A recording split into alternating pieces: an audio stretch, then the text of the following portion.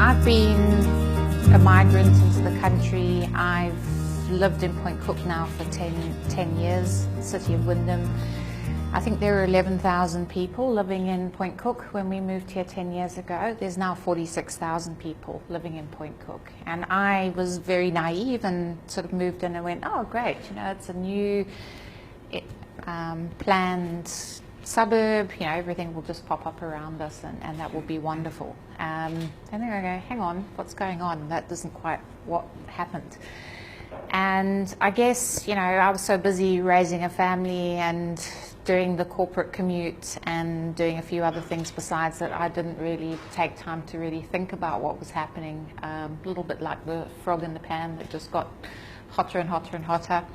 And a few years ago, I went through a little bit of a brush with breast cancer and had a little bit of time to think about things a little bit differently and came out of it kind of like really, okay, what is my purpose? And didn't quite find that in the corporate world. And in fact, I think I just drove everyone crazy because you can't change the world in the corporate world. And so I decided last year just to sit in the community for a bit and figure things out and figure out what my job was. And the first thing I probably did is got in touch with a few very interesting community advocates who were busy painting walls and getting rid of graffiti and doing all kinds of stuff. And I'm like, gee, I've never picked up a paintbrush in my life before, but this is kind of fun. And then, oh, hang on, our community really wants a pirate ship, but you know, it doesn't look like we're getting one. So let's get on and sort that out. But what I learned through that, one is what a fantastic community we had around us. And two, that when community works together and has a united purpose, what a difference you can make. So while I was trying to find my purpose and I'm going, everybody's whinging about the roads and the, you know, you can't even get out to the train station to park to even go to your work because it's the same roads you're trying to get out at. I knew that I'd been spending 2 to 4 hours a day and my kids are kind of grown and I'm kind of asking these questions. These are young families where the major breadwinner, some 70% of the population, is trying to spend 2 to 4 hours of their day just going to get to wherever they're earning their paycheck to pay for their mortgage. And the second person within the family is doing some kind of freelance or micro business in some sort of shape or form, but in a not a very connected, collaborative way. So my funny little brain sort of thought about this a little bit and went, hang on, you know, I worked in co-working spaces in the city. What if we got some of those corporate commuters, instead of them commuting to stick their bums on seats in the city, why can't we go to their employers and say, if we've got a fit for work environment for you in the local area, can't those guys work here 2, 4, 5 days a week? Could that happen? And when I started to ask those questions, I got a hell yeah kind of answer. And I went, oh, well, that's really exciting. And then the other side of that question was, well, if we can get those guys working locally and adding to the local economy and giving their quality of life back, could we potentially also create a collaborative environment between those micro businesses and get them collaborating and doing some rather exciting things together and accessing some more macro opportunities rather than what I'm seeing, which was these sort of disparate networking groups that were sort of pitting each sort of little group of people against each other. So you're an accountant in the suburbs now, you're now competing for everybody's tax return, which is not very big money, and everybody's asking for cheap. That's probably not the way the firms of accountants work in the city. So nobody's working particularly smart but they're also very isolated.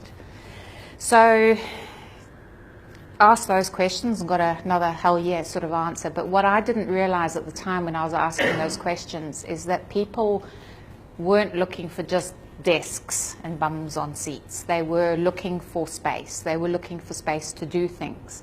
So I could have quite easily, I guess, gone and, you know, hired some space and turned it into, you know, quite a cruisy office co-working environment. But that wasn't what people were asking for. They were asking for space to do things around each other. So that meant we were looking at a mixed-use ecosystem. And I probably will just flick through a few of these because I've talked about all of this.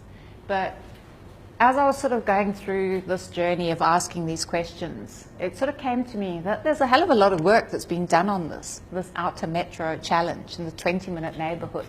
I'm like, well, everyone's talking about it, but what are we doing about it? You know, that was the thing. So from my point of view, I was like, okay, well, it's pointless whinging, because we can all whinge, and we all know what the problems are. You know, we can talk about the challenges till the cows come home. What are we going to do about it? And coming from that, what are we going to do about it? Well, let's find some space that might potentially suit. Now, coming out of the Point Cook side, I'm going, wow, there isn't any space on the Point Cook side. You can go to Wallace Avenue, you're going to compete with everybody else trying to catch the train. Wi-Fi is a massive challenge in the area, and there's really nothing happening, and just sort of trying to do a skirt around. And then I found a really exciting thing sitting vacant up on Hoppers Lane. I'm going, hang on, our old TAFE school's been sitting empty for 2 years. They switched off the lights, put on the security system, moved out, nothing happening there.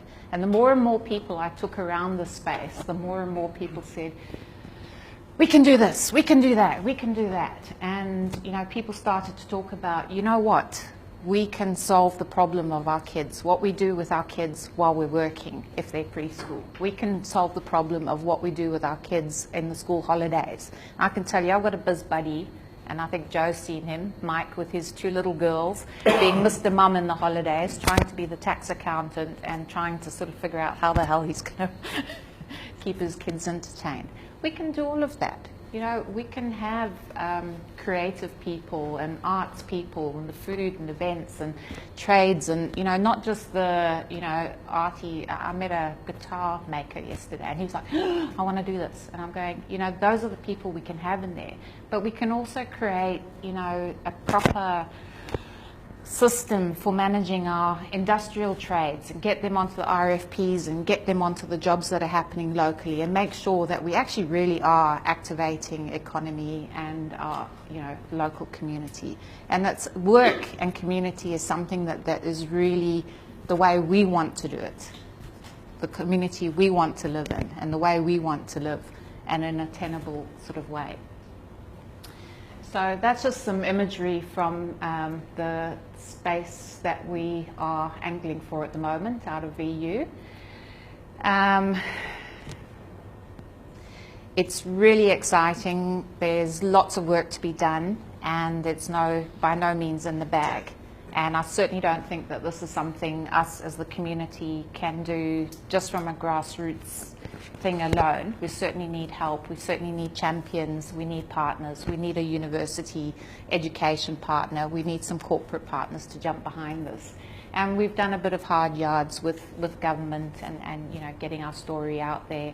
People like LaunchVic are, you know, very interested in what we're doing. It certainly seems to be resonating with the thought process out there, innovate and make something happen. I'm really, really passionate about the social and economic KPIs. I'm not overly concerned about what's in it for me from a dollars and cents perspective, because if I was, I wouldn't be doing this. But I absolutely believe from the bottom of my heart this is something that we need to do. I'm working with groups in other outer metro areas. This is not just a Wyndham problem. I'm collaborating and sharing, you know, my knowledge and learnings across the board with other groups, and we're figuring out the way to go. But I'd really love to get proof of concept right here in Wyndham. I don't want to be a follower and waiting for somebody else to prove it. I've been out to Marinda and I've seen the council version of, oh, we'll do some co-working space, but they haven't got membership. But did you ask the community, did they want space or did they want desks? Co-working came from the tech people who needed to put a computer on the desk. You know, are we asking the right questions to get the right answers? And I just think, you know what, we can do something really, really sexy here. We can, the content and the story that can come out of this is massive. There's lots and lots of learnings, I'm not going to lie, and I certainly don't have all of the answers. But, you know, from my point of view, what have we got to lose but get it done? And that's me. And for me, it's all about the future of work and the future of community. And I don't think they're two separate things. I think they're very, very intertwined, especially for the outer metro areas. So that's my little story. And Thanks, Sarah.